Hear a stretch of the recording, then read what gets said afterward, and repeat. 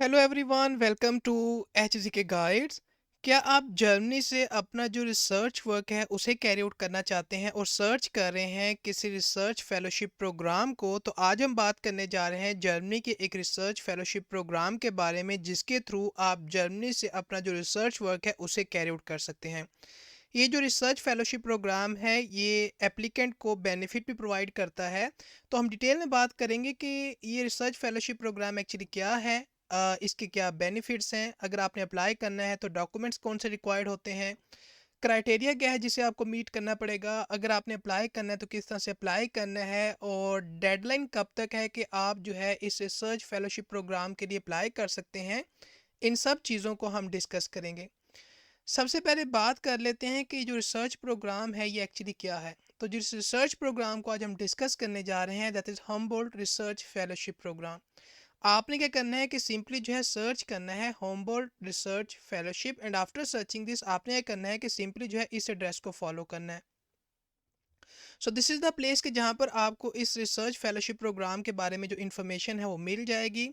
तो ये जो हम्बोल्ट रिसर्च फेलोशिप प्रोग्राम है ये एक्चुअली जो पोस्ट डॉक्टोरल और जो एक्सपीरियंस रिसर्चर होते हैं उनके लिए हमारे पास एक रिसर्च फेलोशिप प्रोग्राम है, जिसके थ्रू वो अपनी जो रिसर्च है उसे कंडक्ट कर सकते हैं फ्रॉम जर्नी, और अपना जो रिसर्च एक्सपीरियंस है उसे एनहेंस कर सकते हैं।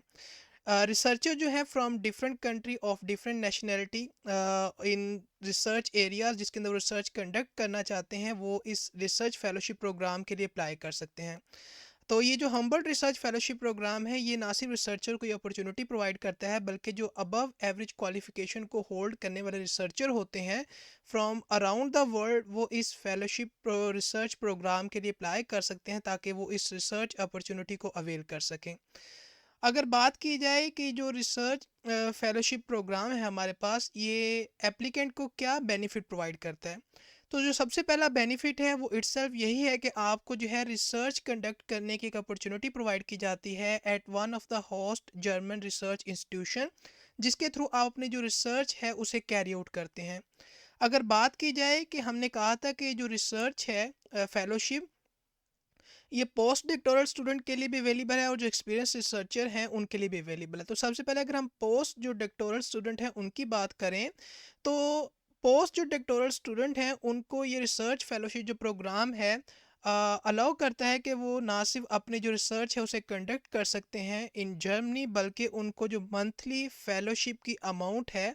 यानी इतनी मंथली उनको फेलोशिप की अमाउंट भी प्रोवाइड की जाती है। और जो फेलोशिप होती है वो लास्ट कर सकती है फ्रॉम 6 to 24 मंथ्स, यानी 6 से लेकर 24 मंथ्स तक ये फेलोशिप प्रोग्राम का ड्यूरेशन हो सकता है अगर आप एक पोस्ट डॉक्टोरल प्रोग्राम के रिसर्च के लिए अप्लाई कर रहे हैं। और इन केस अगर आप एक एक्सपीरियंस रिसर्चर हैं, एक्सपीरियंस रिसर्चर मीन के वो रिसर्चर्स जो कि वेल एडवांस्ड हैं already in their academic career, और उनके पास रिसर्च का एक्सपीरियंस भी है, तो ऐसे जो एप्लीकेंट है वो भी अप्लाई कर सकते हैं। और जो एक्सपीरियंस रिसर्चर्स होते हैं उनको भी अपॉर्चुनिटी प्रोवाइड की जा रही है कि वो जर्मनी के अंदर कंडक्ट कर सकते हैं अपनी रिसर्च को, और जो फेलोशिप की अमाउंट उन्हें प्रोवाइड की जाएगी वो इतनी अमाउंट प्रोवाइड की जाएगी। So this is the amount जो कि उनको प्रोवाइड की जाएगी अगर वो एक एक्सपीरियंस रिसर्चर हैं। और अगर फेलोशिप के ड्यूरेशन की बात की जाए तो जो फेलोशिप है वो 6 से लेके 18 मंथ्स तक हो सकता है, या इसको डिवाइड किया जा सकता है 3 स्टेज के अंदर अंदर विद इन 3 ईयर्स, यानी विद इन 3 ईयर्स के अंदर 3 मरतबा आप इस फेलोशिप को जो है डिवाइड कर सकते हैं, उस तरह से भी इसे कैरी आउट कर सकते हैं। So these are the benefit जो कि इस हम्बोल्ट रिसर्च फेलोशिप प्रोग्राम के थ्रू ऑफर्ड किए जा रहे हैं स्टूडेंट को, यानी जो पोस्ट डॉक्टोरल स्टूडेंट है उन्हें या जो एक्सपीरियंस रिसर्चर है उन्हें, ताकि वो इस अपॉर्चुनिटी को अवेल कर सकें। हमारे पास यहाँ पर अगर हम बात करें कि जो एक हमारे पास एक जनरल कंडीशन होती है इस फेलोशिप प्रोग्राम की, वो यही है कि आपको जो है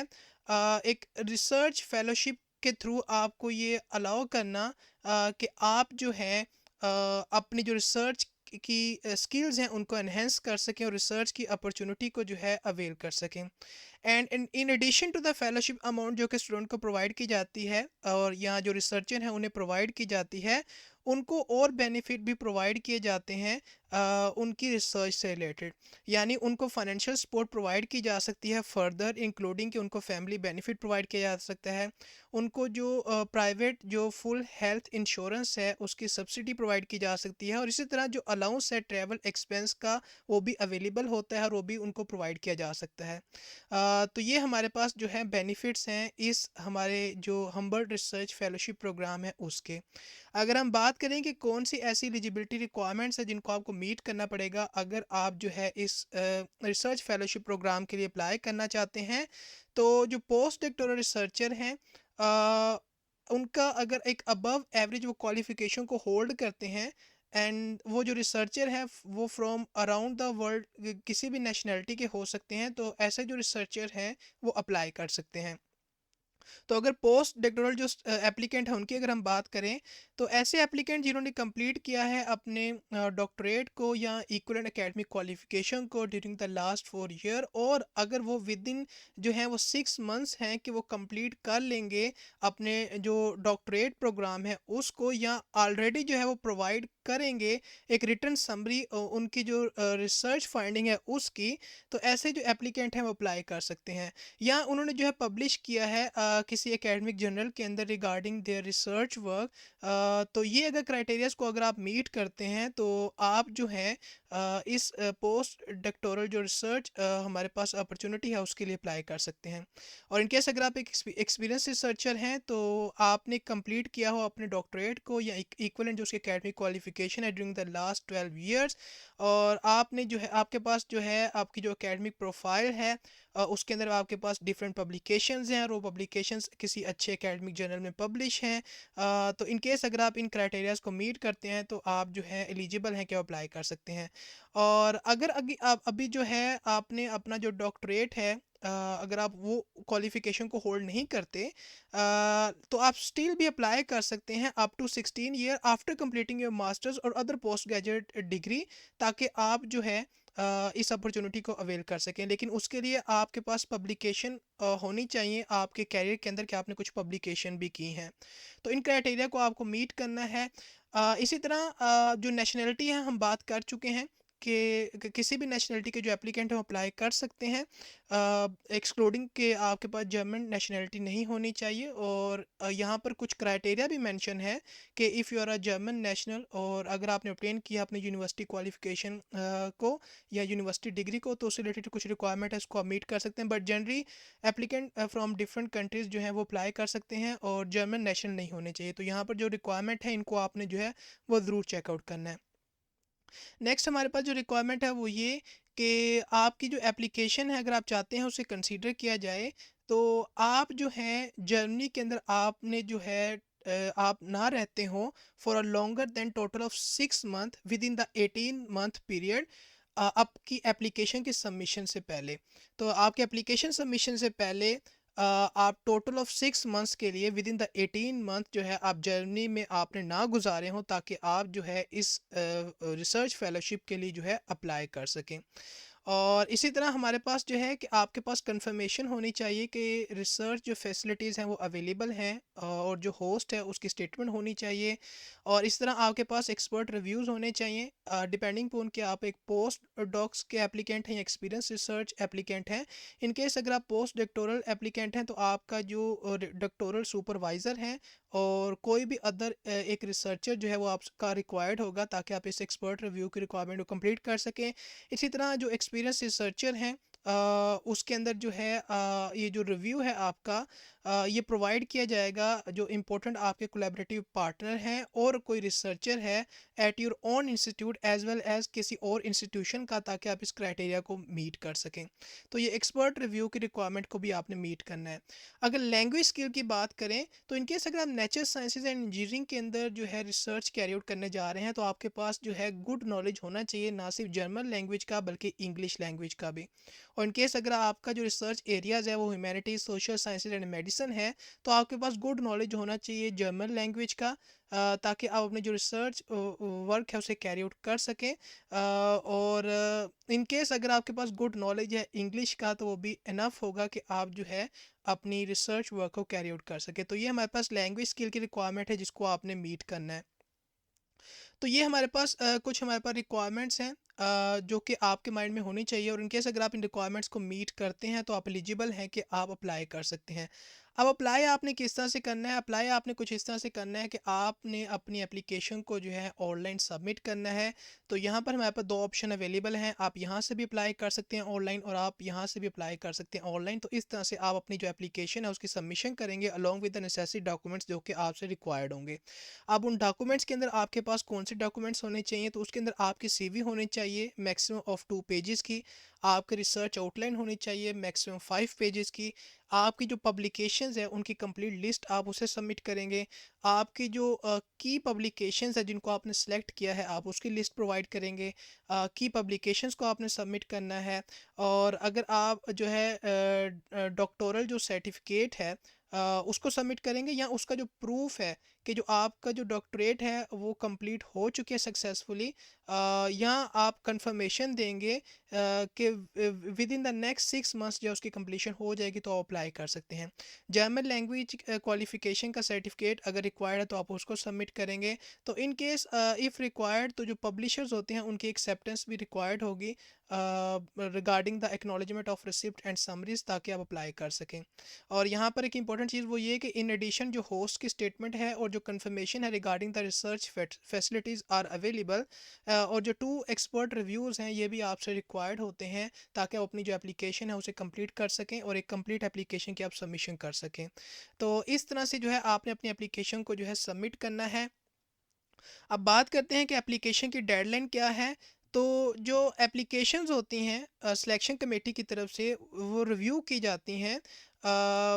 every March, July and November. तो आपने मेक श्योर करना है कि आप अपनी कंप्लीट एप्लीकेशन फॉर्म को सबमिट करेंगे इंक्लूडिंग एनी एडिशनल डॉक्यूमेंट्स जो कि रिक्वायर्ड हैं वेल वेल इन एडवांस, यानी एक आपके पास इतना टाइम हो कि आप अपनी एप्लीकेशन को ऑन टाइम सबमिट कर सके और आपके ऑन टाइम जो एप्लीकेशन उसे कंसीडर किया जाए, ताकि जो डिज़ायर्ड एक हमारे पास एप्लीकेशन की डेडलाइन है उससे पहले आपकी एप्लीकेशन की सबमिशन हो जाए। तो मार्च, जुलाई एंड नवंबर के अंदर जो है एप्लीकेशंस को रिव्यू किया जाता है।